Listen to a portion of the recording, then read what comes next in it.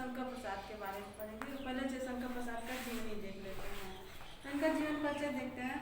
छायावाद के प्रवर्तक, इन्हें जो है जयशंकर प्रसाद को छायावाद का प्रवर्तक माना जाता है एवं श्रेष्ठ छायावादी कवि श्री जयशंकर प्रसाद का जन्म सन 1889 ईस्वी में काशी के एक संपन्न वैश्य परिवार में हुआ था। इनके पिता देवी प्रसाद तंबाकू के प्रसिद्ध व्यापारी थे। इनके पिता जो है तंबाकू के व्यापारी थे, तंबाकू का व्यापार करते थे। बाल्यावस्था में ही इनके पिता और बड़े भाई का आकस्मिक निधन होने से परिवार का दायित्व इनके ऊपर या इनके कंधों पर आ गया। यानी कि ये छोटे थे तभी जो पिता की मृत्यु हो गई और बड़े भाई की मृत्यु हो गई, तब पूरे परिवार की जिम्मेदारी इनके ऊपर आ गई। इन्हें 8वीं के बाद स्कूली शिक्षा बीच में ही छोड़नी पड़ी। कक्षा 8 के बाद जो है इनका स्कूल जाना बंद हो गया, घर की स्थिति ठीक न होने के कारण। इन्होंने घर पर ही हिंदी, संस्कृत, अंग्रेजी, उर्दू, बांग्ला भाषाओं का अच्छा ज्ञान प्राप्त कर लिया। घर पर ही रह करके इन्होंने जो अध्ययन प्रारंभ कर दिया। संस्कृत साहित्य के प्रति इनका विशेष लगाव था। जो संस्कृत साहित्य था उसमें इनको विशेष रुचि थी। इन्होंने वेद, उपनिषद, इतिहास और दर्शन का गहन अध्ययन किया। इनका जीवन बहुत सरल था, एकदम सीधा साधा सरल सा जीवन था। कोई बनावटीपन नहीं, कोई दिखावटीपन नहीं। सभा सम्मेलनों से दूर ही रहा करते थे। यह कभी सभा सम्मेलन मीटिंग को अटेंड नहीं करते थे। बाल्यकाल से ही इनकी कविता के प्रति रुचि जागृत हो गई थी। यानी बचपन से ही इनके अंदर कविता करने की रुचि जो है, शौक जो है उत्पन्न हो गई। इन्हें कवियों का भी सानिध्य प्राप्त हुआ, यानी कि कवियों के साथ रहने का इन्हें अवसर मिला। पहले ये ब्रज भाषा में कविताएं लिखते थे, किंतु बाद में इन्होंने खड़ी बोली में कविताएं लिखनी शुरू की। पहले जो है यह ब्रज भाषा में लिखते थे और बाद में ये जो है खड़ी बोली में लिखने लगे।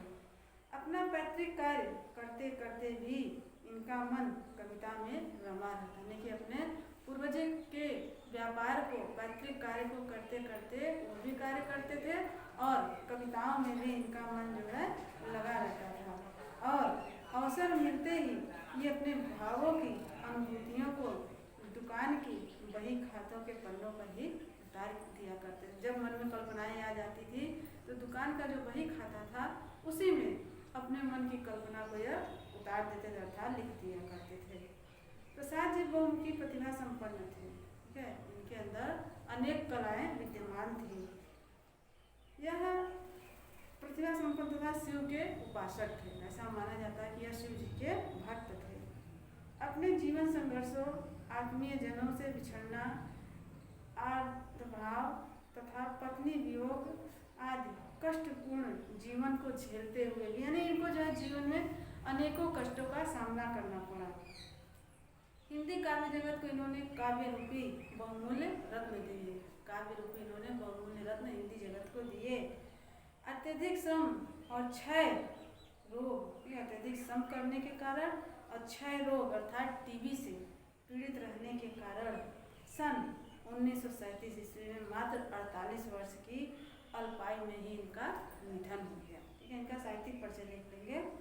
प्रसाद जी आधुनिक हिंदी काव्य जगत के सर्वप्रथम और सर्वश्रेष्ठ कवि थे। इन्होंने अपनी नवीन काव्य शैली द्वारा नए युग का सूत्रपात किया। इन्होंने अपनी कविताओं में सूक्ष्म अनुभूतियों का रहस्यवादी चित्रण प्रारंभ किया, जो इनके काव्य की एक प्रमुख विशेषता है। हिंदी साहित्य के इतिहास में यह युग छायावादी युग के नाम से जाना जाता है। इन्हें ही जो है छायावादी युग का प्रवर्तक भी माना जाता है। और जयशंकर प्रसाद को छायावादी युग के प्रवर्तक के नाम से जाने जाते हैं। इनके द्वारा रचित काव्य कृति कामायनी एक अमर कृति है। इस कृति पर इन्हें हिंदी साहित्य सम्मेलन की ओर से मंगला प्रसाद पारितोषिक प्राप्त हुआ था। ठीक है, इनका जो कामायनी रचना है यह जो है महाकाव्य है। ठीक है, और हिंदी जगत में इन्हें जो है इस कामायनी रचना पर मंगला प्रसाद पारितोषिक सम्मान से सम्मानित किया गया था। कामायनी में छायावादी प्रवृत्तियों और विशेषताओं के दर्शन होते हैं।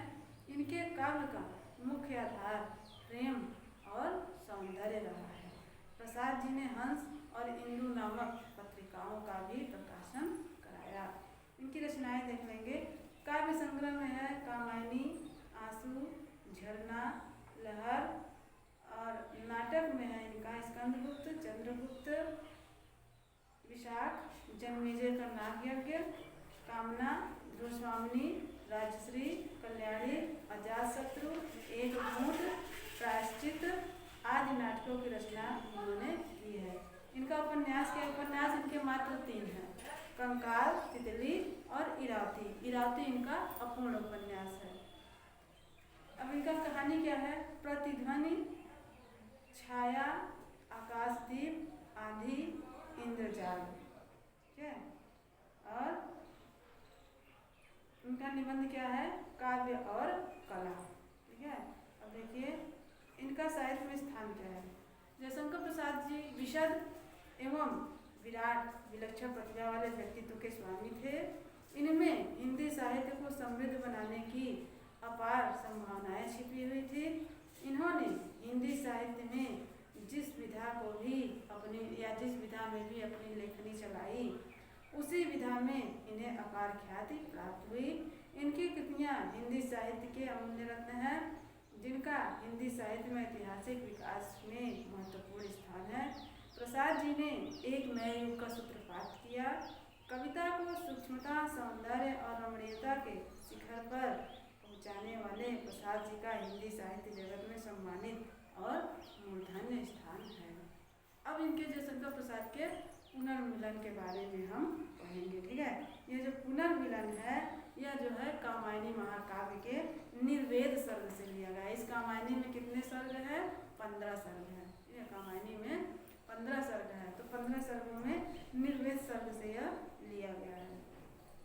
देखिए, चौंक उठी अपने विचार से, कुछ दुरागत ध्वनि सुनाती, इस निस्तब्ध निशा में कोई चली आ रही कहती, अरे बता दो मुझे दया कर, कहाँ प्रवासी है मेरा, उसी बावले से मिलने को डाल रही हूँ मैं फेरा। ठीक है।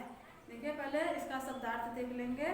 दुरागत माने दूर से आती हुई, निस्तब्ध माने नीरव या सन्नाटा, निशा माने रात्रि, प्रवासी माने परदेश गया हुआ, फेरा माने होता है चक्कर। ठीक है। देखिए इसमें इसका प्रसंग क्या है? प्रस्तुत पद्यांश में कवि ने मनु की पत्नी श्रद्धा की विरह वेदना को व्यक्त किया है। पहले जानेंगे मनु कौन थे। ठीक है। मनु जो है देवपुत्र थे। ठीक है। जब संसार में प्रलय आया था, ऐसा माना जाता है कि जब एक सृष्टि, एक युग खत्म होता है तब प्रलय आता है। तो देव सृष्टि के बाद या देव संस्कृति के बाद जब धरती पर प्रलय आया, जल प्रलय आया, तब उसमें सब कुछ जो है समाप्त हो गया था। एकमात्र केवल मनु बचे थे और उन्हीं मनु के हम लोग संतान हैं। इसलिए हम मनुष्य, इसीलिए जो है प्राणियों को, इंसानों को जो है मनुष्य कहा जाता है। तो वही मनु जो है, मनु की पत्नी श्रद्धा थी। उन्हीं श्रद्धा के, और ये मनु जो है अपनी पत्नी श्रद्धा से बिछड़ गए हैं, तो वही श्रद्धा के वियोग का इसमें वर्णन किया गया है। ठीक है। देखिए, चौंक उठी अपने विचार से, कुछ दुरागत ध्वनि सुनाती, इस निस्तब्ध निशा में कोई।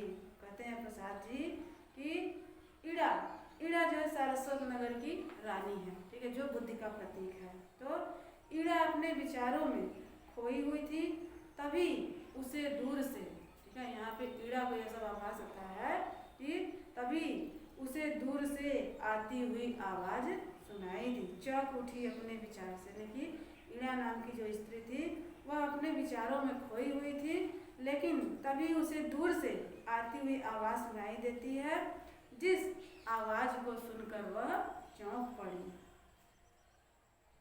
इस निस्तब्ध निशा में कोई चली आ रही है कहते, उसने सुना कि दूर से इस शांत रात में कोई स्त्री कहती हुई चली आ रही है, अरे बता दो मुझे दया कर, कहाँ प्रवासी है मेरा। कहते हैं अरे कोई मुझ पर दया करे, कोई तो मेरे प्रवासी पति के बारे में मुझे बता दे कि वह कहाँ है। बावले से मिलने को डाल रही हूँ फेरा। और वह कहती है, श्रद्धा कहती है, मैं उस बावले प्रियतम को ढूंढने के लिए यहाँ वहाँ भटक रही हूँ। आगे देखिए। रूठ गया था अपने पन से, अपना सकी न उसको मैं, वह तो मेरा अपना ही था, भला मनाती किसको मैं, वही भूल अब शूल सदृश हो, साल रही उर्मे में। ठीक है, देखिए इसका शब्दार्थ देख लेंगे पहले। शूल माने होता है कांटा, सदृश माने होता है समान, साल रही माने चुभ रही या दुख पहुंचा रही है, उर माने हृदय या सीना। ठीक है, देखिए इसका संदर्भ प्रसंग क्या है। यहाँ कविवर प्रसाद जी ने पति के विरह में व्याकुल श्रद्धा की वेदना को व्यक्त किया है। देखिए, रूठ गया था अपनेपन से, अपना सकी न उसको मैं। श्रद्धा कहती है कि मेरा प्रियतम मनु मुझसे रूठ गया, ऐसा लगता है कि वह अपने आप से ही रूठ गया है। अपना सकी न उसको मैं, मुझे तो ऐसा लगा कि वह अपने आप ही मान जाएगा, परंतु वह मुझे छोड़कर न जाने कहाँ चला गया और मैं उसे मना भी न कर सकी। वह तो मेरा अपना ही था, भला मनाती किसको मैं। कहते हैं कि मैंने तो यह सोचा था कि वह मेरा अपना ही है और अपने आप वह जहाँ कहीं भी होगा वहाँ से वह चला आएगा, इसलिए सोची कि भला कोई अपने को मनाता है, इसलिए मैंने उसे नहीं मनाया। वह तो मेरा अपना प्रियतम था, तो मैं भला मनाती क्यों। क्या मेरी यही भूल अब शूल सदृश हो, साल रही उड़ने मेरे। कहते हैं कि अब मेरी यही भूल मेरे हृदय में कांटे की भांति चुभ रही है। अर्थात श्रद्धा स्वयं पश्चाताप कर रही है कि यदि मैंने मनु को मना लिया होता, कैसे पाऊंगी उसको मैं, कोई आकर कह दे। कहते यदि मैंने मनु को मना लिया होता तो वह मुझे छोड़कर न जाता, अब मैं उसे कैसे ढूंढूं, कोई तो मुझे उसके बारे में आकर के बता दे। क्या देखिए इसमें जो है ये शुद्ध साहित्यिक खड़ी बोली में इसका जो है वर्णन किया गया। शुद्ध साहित्यिक खड़ी बोली में यह रचना लिखी गई है। ईड़ा उठी दिख पड़ा राजपथ, धुंधली सी छाया चलती, वाणी में थी करुण वेदना, वह पुकार जैसी जलती। क्या देखिए शब्दार्थ देख लीजिए पहले। राजपथ माने राजमार्ग, करुण माने दुख भरी, वेदना माने पीड़ा, शिथिल माने थका हुआ, वसन माने वस्त्र, विशृंखल माने अस्त व्यस्त, कबरी माने चोटी या बेड़ी, अधीर माने हवा में हिलती हुई, और छिन्न पत्र माने पत्रों के समान टूटी हुई, मकरंद माने पराग या पुष्परस। इसका प्रसंग देख लीजिए। प्रस्तुत पद्यांश में कवि ने बताया है कि ईड़ा सोच में डूबी बैठी थी, तभी उसे एक स्त्री की आवाज़ सुनाई पड़ी जो अपने पति को ढूंढने के लिए या ढूंढने की पुकार कर रही थी। कहती ईड़ा उठी दिख पड़ा राजपथ। प्रसाद जी कहते हैं कि श्रद्धा की वेदना भरी आवाज़ सुनकर ईड़ा चौंक कर उठ खड़ी होती है। ईड़ा को राजपथ पर किसी स्त्री की धुंधली सी छाया दिखाई देती है या धुंधली सी छाया चलती हुई सी प्रतीत होती है। वाणी में थी करुण वेदना, वह पुकार जैसी जलती। क्या कहते हैं जिसकी वाणी में करुण वेदना है, वह पुकार विरह के ताप में जलती हुई प्रतीत हो रही है। शिथिल शरीर वसन विशृंखल, कवरी अधिक अधीर खुली। कहते हैं श्रद्धा का शरीर अपने प्रियतम को की खोज में दुर्बल हो गया है और उसके वस्त्र भी अस्त व्यस्त हैं, अर्थात इधर उधर फैले हुए हैं। कवरी अधिक अधीर खुली और उसकी बेड़ी खुल गई, अर्थात उसके बाल बिखरे हुए हैं। और वह छिन्न पत्र मकरंद लुटी सी जो मुस्काई हुई कली। और वह श्रद्धा जो है टूटे पत्तों की भांति बिखर गई है, मानो फूल से उसका पराग छिन गया हो। श्रद्धा की ऐसी स्थिति हो गई है जैसे कोई कली पूर्णतः मुरझा गई है, अर्थात इस समय श्रद्धा की दशा एकदम दयनीय हो गई है। वियोग के कारण उसे अपने शरीर की भी शुद्ध बुद्ध नहीं है और उसके वस्त्र भी इधर उधर फैले बिखरे हुए और बाल भी उसके चारों तरफ बिखरे हुए हैं। ठीक है, आज के लिए बस इतना ही। कल हम